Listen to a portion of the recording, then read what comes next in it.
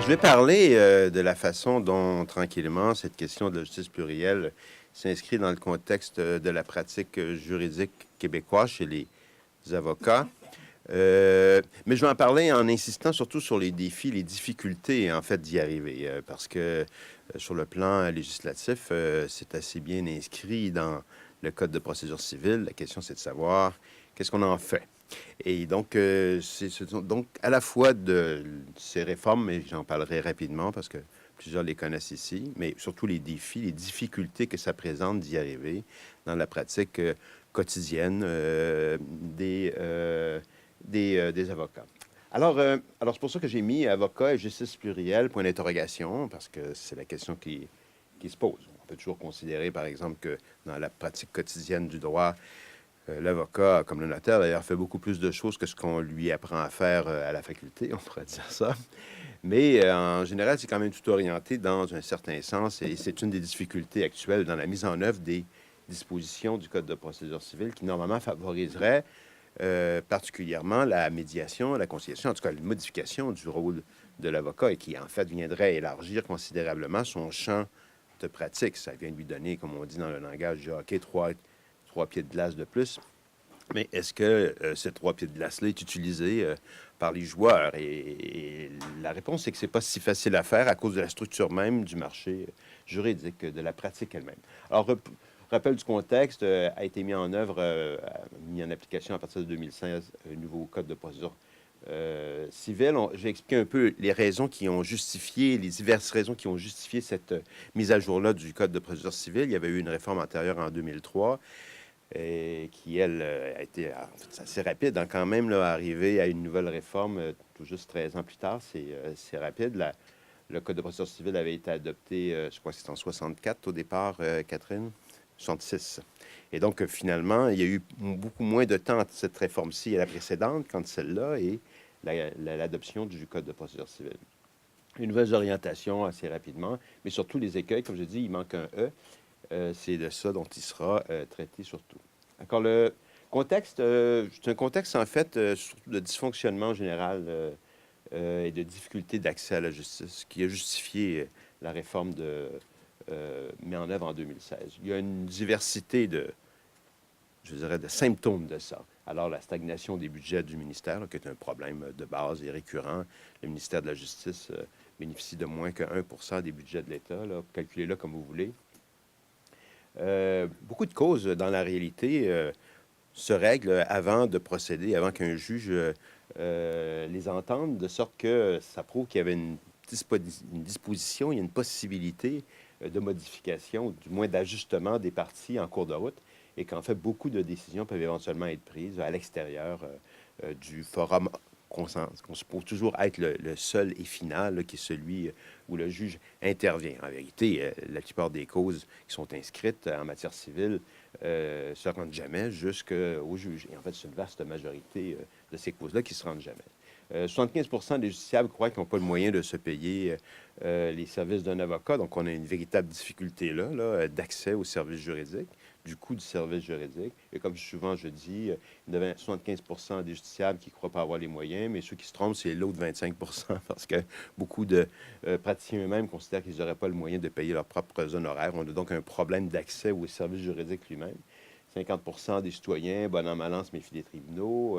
Dans certaines juridictions, ils sont 50 à se représenter seuls, etc., etc. Ces symptômes-là sont connus, sont rappelés régulièrement. Il y a un allongement graduel des délais en matière civile, même si, en fait, très peu de causes procèdent pour des raisons qu'on pourrait détailler, mais qui tiennent, entre autres, au développement de la pratique, de la place particulière que l'expertise prend de plus en plus dans certains dossiers. Et de sorte qu'aujourd'hui, la magistrature se plaint souvent que des dossiers qui prendraient une demi-journée prennent une semaine. Des fois, ça en prend deux. Certaines expériences ont été menées qui laissaient entendre qu'il y avait un avenir pour un autre type de pratique, fondé plutôt sur l'action du juriste, de l'avocat particulièrement, mais du notaire aussi, comme tiers non directif, c'est-à-dire comme médiateur, comme conciliateur. Des projets pilotes avaient été conclus positivement dans ce sens-là en 2010, puis qui combinaient en fait ces pratiques-là avec une plus grande prise sur la gestion d'instances par les juges. Succès des conférences de règlement amiable depuis 2003, c'est la possibilité pour les juges d'agir eux-mêmes comme conciliateurs. Et finalement, le succès de la médiation familiale, qui depuis 1997 fonctionne. Un départ très lent au départ pour la médiation familiale, mais à un moment donné, ça a explosé et actuellement, c'est un mode important pour la gestion des conflits des différents familiaux. Il y a une variable idéologique aussi, c'est-à-dire que ce qu'il y a dans l'air, c'est à quoi les gens croient, et la succession des rapports successifs, le rapport Cromwell, les centres de justice de proximité lors de leur création, la création du Forum sur l'accès à la justice civile et familiale du Québec, développement d'un programme de mesures de rechange pour adultes en matière criminelle, puis le projet Adage, même tout ça participe en fait d'une reconsidération de la fonction juridique et de la fonction judiciaire, des façons dont on peut régler les conflits, puis de la pratique professionnelle. Et donc, il y a à la fois un contexte, je dirais, fonctionnel. Le système ne fonctionne pas de façon optimale, disons ça comme ça, et il y a plein d'indicateurs de ça qu'on vient de voir. Puis, en même temps, il y a un contexte idéologique, c'est-à-dire il y a un assez large consensus sur le fait qu'il faut fonctionner autrement. Les orientations de la réforme de 2016, il y en a plusieurs. Il y en a qui sont beaucoup plus compétents que moi pour parler de ça ici. Là, je pense notamment à Catherine Piché ou à tous ceux qui enseignent dans le domaine du droit processual. Mais si je le regarde de façon synthétique, il y a une approche qui favorise la non-judiciarisation des litiges. Et c'est tout ce qu'on trouve à l'article 1 du Code de procédure civile, en fait, dans les premiers articles du Code de procédure civile, qui prévoit que les gens doivent tenter de régler leurs problèmes entre eux avant d'engager une procédure judiciaire. La déjudiciarisation, c'est la conférence de règlement amiable qui, elle, existe déjà depuis 2003, mais c'est également l'usage de la médiation ou de la conciliation en cours de route, parce qu'elle est toujours possible de l'envisager. C'est la gestion d'instance, c'est-à-dire une plus grande intervention du juge dans des perspectives d'accès au droit à la justice, de protection jusqu'à un certain point, du justiciable lui-même. Ces dispositions-là sont assez claires dans le Code de procédure civile, non-judiciarisation, déjudiciarisation, gestion d'instance. C'est juste que de mettre ça en opération, de faire que ça devienne une réalité, ça, c'est pas mal plus compliqué. Et on va expliquer un peu tous les obstacles qu'on peut rencontrer. Sur le plan du cheminement procédural, là, on peut, de façon, je dirais, synthétique, indiquer que la séquence, sur certains aspects, n'est pas tellement différente de celle qui avait été prévue en 2003, les 180 jours, etc. Ce qui vient, en fait, rendre possible une autre pratique du droit, c'est la possibilité de ces modes privés de règlement prévus aux articles 1 à 7, et puis pour lequel un certain contrôle judiciaire est possible là, à partir de 147 du Code de procédure civile. La conférence de règlement de gestion de l'instance, qui finalement est un lieu où on peut discuter de ce qu'on n'a pas fait avant, c'est-à-dire d'envisager les modes privés de règlement. Et puis, finalement, la conférence de règlement amiable elle-même qui peut être prévue par le juge et puis qui même peut être une des conclusions de la conférence de rationnement d'instance. Je dis que ça, je montrer qu'il y a beaucoup d'endroits maintenant où on peut déjudiciariser ou revenir à une forme de non-judiciarisation d'un litige, même une fois que les procédures sont engagées. La question, c'est de savoir les défis, les écueils, qu'est-ce qui rend ça tellement difficile. C'est dû à un ensemble de problèmes. Le premier, c'est l'ambiguïté des finalités. Lorsque ces nouvelles procédures-là ont été engagées, chacun avait son point de vue sur la raison pour laquelle on les engageait. Comme par exemple, du côté de la Cour du Québec, c'était plutôt des questions liées à l'administration de la justice, la fluidité des procédures, la diminution des coûts de système, etc. Ça, c'était les préoccupations des juges. Le barreau parlait plus facilement, plus spontanément de changement de culture, la nécessité d'avoir un service juridique plus adapté. Et donc, ils étaient plutôt dans la théorie de la chose, si je puis dire, mais ils appuyaient quand même, ils disaient, mais pour une autre raison qu'en fait la magistrature. Et puis, le ministère de la Justice l'appuyait essentiellement parce que ça permettait de diminuer la lourdeur, le caseload des dossiers. Et puis, donc, c'était encore là une nouvelle perspective. Mais, comme d'habitude, c'est diminution du volume des dossiers et nouvelle philosophie. En fait, tout le monde est toujours d'accord avec les idées qu'il y a derrière. La question, c'est de savoir pourquoi réellement ils veulent le faire. Et chacun, en fait, veut le faire pour des raisons différentes. Et ça ne simplifie pas. Sur le plan, je dirais, global, ça ne simplifie pas la mise en œuvre de ces procédures-là parce qu'on poursuit, en fait, des objectifs qui sont pas incompatibles, mais qui sont différents. Et, comme vous savez, il n'y a que 2 possibilités dans la vie. Enfin, il y en a 4. Vous pouvez faire la bonne chose pour la bonne raison, vous pouvez faire la bonne chose pour la mauvaise raison, la mauvaise chose pour la bonne raison, ou la mauvaise chose pour la mauvaise raison. Et dans ce cas-ci, évidemment, puisqu'il y a tellement de raisons différentes, on ne peut pas supposer que toutes ces raisons-là se valent également. Une des difficultés aussi qu'il y a là-dedans, c'est qu'il n'y a personne qui, dans ces acteurs-là, qui sont les acteurs consacrés du droit, qui est venu dire, oui, mais c'est parce que c'est bon pour les citoyens, hein, parce que peut-être que c'est ça la bonne raison de le faire. Alors, on se retrouve donc avec des préoccupations différentes, des objectifs différents, tout ça centré autour des mêmes espoirs, autour d'un élargissement de l'offre du service juridique vers des services de médiation, de conciliation, qui, dans le fond, renouvelleraient considérablement la pratique, notamment la pratique des avocats. Alors, dans les écueils, les défis, je ne sais plus comment les appeler, les premiers, c'est les écueils de type normatif. Dans l'avant-projet, le premier projet de modification du Code de procédure civile date de 2011. Ça s'énonçait de cette façon, et là, je ne le lirai pas. Ce qui m'intéresse, en fait, c'est la ligne jaune ici. Parce que ça, ces dispositions-là ont changé en 2011 et 2013.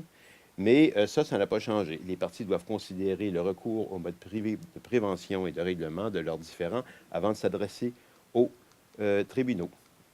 Petite modification des deux premiers paragraphes en 2013. Les parties doivent considérer le recours au mode privé de prévention et de règlement de leurs différends avant de s'adresser aux tribunaux. Version 2016, tout à fait nouvelle. Les parties doivent considérer le recours au mode privé de prévention et de règlement de leurs différends avant de s'adresser aux tribunaux. Ce que je veux dire, c'est qu'en fait, il n'y a aucune obligation. C'est laissé à l'intention, à la bonne volonté des parties. Mais quand on parle des parties, évidemment, il y a toujours un acteur dont on ne parle pas. On dit, comment, c'est le rhinocéros dans la pièce? Enfin, cette expression, c'est qu'il y a un praticien là-dedans. OK? Et la question, c'est pas de savoir si les parties le considèrent ou pas. La question, c'est de savoir si les praticiens le considèrent ou pas. Mais dès le début, et puis je me rappelle d'une rencontre qu'on avait eue à Réforma, ça avait porté un peu là-dessus, comment est-ce qu'on rencontre l'obligation qui est faite par l'article 1. Et c'était très simple. On a eu un praticien, il était génial, je l'ai embrassé. Il a dit, ah, c'est pas compliqué, tu fais ta lettre, tu t'envoies ta lettre de mise en demeure ordinaire, là, tu sais, les 3-4 pages de massacrantes où vraiment tu y vas d'une insulte à l'autre. Et puis à la fin, après avoir insulté carrément, puis de façon... L'autre partie, tu lui dis, mais oubliez pas, il y a l'article 1, peut-être qu'on peut s'entendre. Évidemment, après 4 pages comme ça, puis personne n'a envie de s'entendre, de sorte que l'autre est obligé d'envoyer également sa lettre d'injure, puis de conclure. Je crois qu'on ne peut pas, dans ce cas-ci, envisager les modes privés, puis ça vient de se finir là. Les conditions sont techniquement rencontrées. Ils l'ont considéré. Ils ont même écrit là-dessus. Alors, quand on aborde des choses comme ça, on se dit, bon, on est encore loin du résultat. C'est-à-dire que c'est passionnant, cette modification-là de la législation, mais évidemment, personne ne se sent obligé de le faire. C'est d'autant plus intéressant que les enquêtes ou les recherches qui ont été menées sur la médiation, mettons, obligatoire, notamment en matière familiale, révèlent toutes, on peut considérer que c'est surprenant pour l'esprit ou insatisfaisant, mais que la médiation obligatoire en matière familiale, mettons en Californie, fonctionne. Ce que je veux dire, c'est que, évidemment, pour l'esprit, on peut dire, ben non, mais il faut que les gens qui vont en médiation s'entendent pour aller en médiation. Tu sais, si tu l'obliges, c'est pas une bonne idée. Et sur le plan sociologique, je suis bien prêt encore, sur le plan de la théorie sociologique, à cautionner ça, à le souligner. Je l'ai écrit déjà très tôt. Mais sur le plan empirique, ça marche. OK? Alors, évidemment, nous, on n'est pas allés jusque-là, et conséquemment, tout le monde fait semblant d'avoir considéré quelque chose qu'on n'a pas vraiment considéré. Et... Alors, ça, c'est l'écueil normatif. Pourquoi? Parce que nous, les juristes, on est des génies de ça, les normes. À partir du moment où c'est écrit, on pense que ça existe. Et pendant qu'on pense que ça existe, ça ne nous oblige pas à le faire. Alors, il y a des exemples de ça nombreux en droit, comme par exemple toute la notion d'autorité parentale. Tout le monde sait bien que si tu respectes les enfants, ton autorité parentale, je m'excuse, mais tu sais, c'est bien pratique l'autorité parentale. Hein? C'est tous les jours, à quelle heure tu te couches, tu prends-tu du verre de lait avant de te coucher, puis des biscuits, tu n'en prends pas. Là. Mais sur le plan juridique, l'autorité parentale est partagée. Alors, c'est comme ça, ici aussi. C'est-à-dire qu'à partir du moment où c'est écrit, on a l'impression que ça existe. Il y a des écueils organisationnels qui sont nombreux. L'absence d'une obligation légale, dont j'ai indiqué, mais jusqu'ici aussi, l'absence d'un corps de professionnels spécialisés, l'absence actuelle d'un mécanisme d'homologation des organismes chargés de l'accréditation, absence d'harmonisation des conditions de formation et d'accréditation. Écoutez, là, on ne sait pas qu'est-ce qu'un médiateur ou pas. Ça peut être quelqu'un qui a suivi 15 heures, ça peut être quelqu'un qui a une maîtrise dans ce domaine-là de l'Université de Sherbrooke. Beaucoup de monde peuvent être considérés comme un médiateur. Et, conséquemment, on est loin, en fait, de ce que on espérait. Bon, en 2018, juste avant les élections, je le souligne comme ça, là, en passant, le ministère a quand même voulu indiquer qu'il travaillait sur cette idée-là, qu'on crée un véritable corps de médiateurs identifiés. Là, actuellement, vous avez des listes à l'IMAC, l'Institut de médiation et d'arbitrage du Québec. On a des listes au Barreau du Québec. On a des listes à la Chambre des notaires. Et on a des listes. Comprenez-vous que si vous avez des listes partout, c'est comme si vous n'en aviez pas, hein, parce que finalement, il n'y a pas d'endroit où tu peux vraiment t'informer qui est médiateur, s'il vous plaît, qui peut m'aider. Okay? Alors, c'est très intéressant. Qu'est-ce qu'il y a dans cette annonce-là faite par le gouvernement juste avant les élections? Le MJQ entend mettre à la disposition du citoyen. La publication de ce registre est prévue. Le MQ entend informer. Le MJQ pourra ainsi soutenir. Les efforts doivent être poursuivis. Écoutez, c'est tout au futur. Là. C'est une façon polie de dire on n'a rien fait depuis 2016 pour mettre en œuvre les conditions bien pratiques, professionnelles, une liste, en fait, d'une certaine façon, de médiateurs qui ferait que les gens sauraient à quelle porte ils doivent s'adresser. Bon, et pourtant, ça avait été demandé très tôt. Ça, c'est un mémoire déposé par l'Observatoire du droit à la justice en décembre 2011 dans le cadre de la première version du Code de procédure civile qui dit, bien, ça prend quand même, il faut éventuellement envisager de mettre sur pied des services de médiation, la création d'un corps de médiateurs civils accrédités, puis que les gens sachent à quelle porte frapper pour avoir ce service-là. D'autres limites sont venues du fait qu'il n'y a aucune stratégie, en fait, de publicité, de communication sur ces nouveaux services-là. La structure du palais de justice est encore complètement inadaptée. Vous êtes allé au palais de justice récemment, vous êtes tous des praticiens, fait que vous rentrez là en présentant votre carte, hein, comme moi je fais aussi. Hein. Mais pour le monde, de rentrer là, c'est pire que de rentrer à l'aéroport, hein, parce que finalement, on est contrôlé de A à Z. On n'a pas le sentiment qu'on est complètement chez soi. Et quand on voit tous les avocats qui passent eux autres comme ça, puis les juges qui passent par en arrière, ils n'ont même pas besoin de passer par la gate, on se dit, on n'est pas tout à fait à la maison. Donc, il y a un problème actuellement dans la structure des palais de justice parce que la plupart des salles ne sont pas conçues pour faire de la médiation non plus. Mais c'est pas très grave, il y en a tellement peu que ça paraît pas finalement qu'on n'est pas équipé du tout sur le plan de la logistique pour recevoir des équipes de médiation. La mobilisation complète des effectifs de la magistrature pour aider les problèmes de délai en matière criminelle fait que, notamment en matière civile, actuellement, il n'y a pas beaucoup de juges qui seraient disponibles pour les conférences de règlement amiable, par exemple, alors qu'on en aurait besoin. Puis, finalement, il y a l'absence d'incitatifs financiers. Lorsqu'on a créé en 1997 la médiation familiale, on a financé les 6 premières rencontres de médiation entre les parties. Finalement, on a réduit ça à 5, mais je veux dire, ça fait que les gens y recourent, alors qu'il n'y a aucun soutien financier pour le recours à un médiateur en matière civile. Puis tant qu'il n'y aura pas ça, bien évidemment, les gens vont toujours croire que c'est plus facile d'aller voir la seule personne dont on connaît le nom, qui s'appelle un avocat, pour prendre le dossier en charge. Mais si cet avocat-là, pour d'autres raisons que je vais expliquer, ne favorise pas ou n'a pas tendance à juger la médiation, ça veut dire qu'en fait, le service à toute fin utile n'existe pas. Bon, évidemment, il y a des écueils liés à la culture professionnelle. Bon, la pratique du litige est quand même encore au fondement de la profession juridique. L'avocat qui plaide, c'est la figure type, c'est la figure emblématique. Puis la pratique numéro 1, comme je dis, c'est encore la lettre de mise en demeure, là, qui prouve que tu es un vrai praticien. Alors, la structure de financement de la pratique juridique n'est pas du tout construite sur ces questions de médiation. La tarification horaire est fondée plutôt sur une pratique standardisée du litige. Et donc, c'est une question de base. On travaille là-dessus avec Julie Paquin sur la question de savoir comment il faut modifier la structure les modèles de pratique des bureaux pour qu'ils réussissent à rentabiliser une autre offre de service que le service ordinaire fondé sur le litige. Comment on peut structurer ça? Parce qu'actuellement, si un bureau décide qu'il ne fait plus de litige, alors que tout son système de financement est construit là-dessus, honnêtement, je lui donne après 6 mois, il va faire faillite. Alors, le système actuel tel qu'il est conçu ne permet pas de financer facilement et de structurer facilement une pratique, une offre de services juridiques fondée systématiquement sur la médiation. Remarquez que la médiation n'est pas bonne pour tout non plus, hein, mais le modèle du droit des affaires est encore une référence aussi qui finalement fonde la pratique ou l'idée du bureau sur le fait qu'on occupe une niche qui est rentable.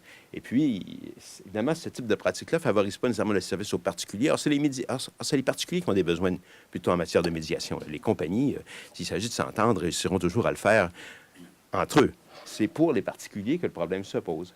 Puis bon, finalement, l'absence de modèle de pratique en phase avec les besoins, justement, des particuliers crée problème. L'absence d'espace d'expérimentation, notamment parce que le code de déontologie des avocats interdit pratiquement toute innovation. Si vous voulez essayer quelque chose, c'est certain, le syndic va venir en arrière puis il va dire ça, on ne peut pas faire ça pour, à cause de l'article 12. Ça, on ne peut pas faire ça à cause. Même si l'article 42 prévoit qu'on doit favoriser la médiation, la conciliation, toute autre organisation du système de la pratique pose problème souvent pour le syndic. Parce qu'il y a toujours quelque part un principe sacré, on essaie de protéger les citoyens, le client, etc. Dans certains cas, en lui nuisant, mais ça, il ne faut pas le dire, là. Et parce qu'on a une conception assez formelle de la façon dont on doit protéger l'intérêt du client. Et ça devient un empêchement de pouvoir construire une pratique différente où la médiation pourrait trouver une place. Par exemple, vous ne pouvez pas pratiquer en OBNL actuellement, vous ne pouvez pas pratiquer en coopérative, etc. Il y a beaucoup de modèles, en fait, d'organisation du travail qui pourraient être envisagés. Alors, la conséquence de ça, bien, vous la voyez, évidemment, c'est ce que j'appelle les arbres mangeurs de clôture. C'est que vous pouvez bien établir la règle que vous voulez. Là. Mettons, la clôture, c'est la règle. Là. Mais si vous ne changez pas la façon dont l'arbre va pousser, je m'excuse, mais il va manger la clôture. C'est-à-dire qu'il va s'en foutre complètement. OK? Et c'est c'est un fait actuellement dans le domaine de la pratique du droit, c'est que même si la règle change, la pratique ne change pas. Ça oblige à réfléchir à la façon dont on réussit à changer des systèmes fortement institutionnalisés, comme le système juridique. Des systèmes figés depuis longtemps, qui ne bougent pas beaucoup, pas facilement. Alors, il y a plusieurs niveaux de ça, et au CRDP, on réfléchit actuellement sur cette question-là. Est-ce qu'on essaie de le changer sur le plan, je dirais, idéologique? Mais ça, c'est déjà fait. Tout le monde est d'accord avec les orientations générales du nouveau code. Tout le monde, vous ne trouverez pas un juge, pas un praticien qui va dire c'est de la bullshit. Non, ils vont tous dire que c'est super correct.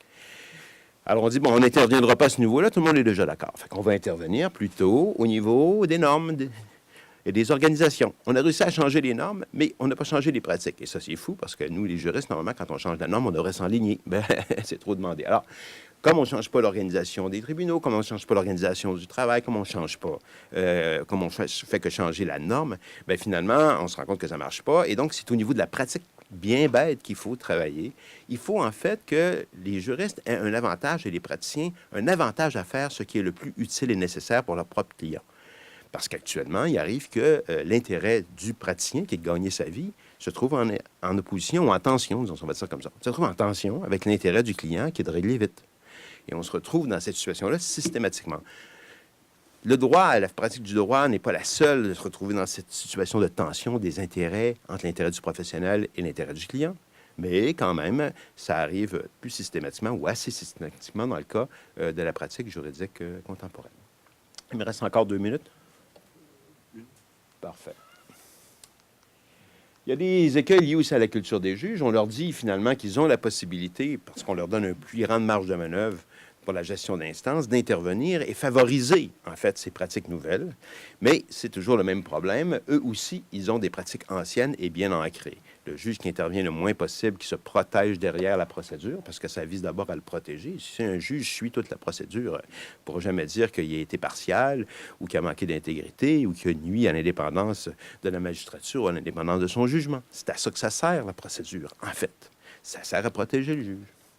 Alors, l'essentiel, en fait, des positions dans lesquelles les juges, pendant les 10 dernières décennies, ça fait 100 ans, ça, là, si vous calculez bien, là, ont placé leurs propres pratiques, les empêchent, en fait, et constituent un barrage à une plus grande intervention dans la gestion de l'instance, alors que le Code leur dit déjà. Honnêtement, le Code de 2003 prévoyait déjà ça. Honnêtement, avant 2003, ils pouvaient déjà faire ça. Mais là, on leur a dit, on l'a souligné, on a écrit ça en gras dans le Code, puis ça change toujours pas grand-chose. Et il y a une absence aussi qui vient renforcer cette autre absence, c'est qu'il aurait fallu que les cours, à un moment donné, disent, écoutez, nouveau code de procédure civile, nous, les 3 cours, mettons la Cour supérieure, la Cour du Québec, la Cour d'appel, on va l'appliquer. Il faut comprendre, on va l'appliquer. Alors, comme ils n'ont pas voulu faire ça, chaque juge est plus ou moins pris pour voir qu'est-ce qu'il peut faire. Et si tu es le seul juge, toi, à décider de faire de la gestion d'instance, alors que tous les autres continuent à fonctionner comme c'était avant, bien évidemment, ça l'a fait mal à la Cour d'appel. Bon, donc, alors que la gestion d'instance, ce serait en fait une des façons par laquelle les mesures de rechange peuvent être envisagées, comme il y a peu d'intervention du juge dans ce cadre-là, et pas suffisamment, bien, ça ne vient jamais non plus. Et là, les praticiens, donc tout le monde continue à faire comme il faisait.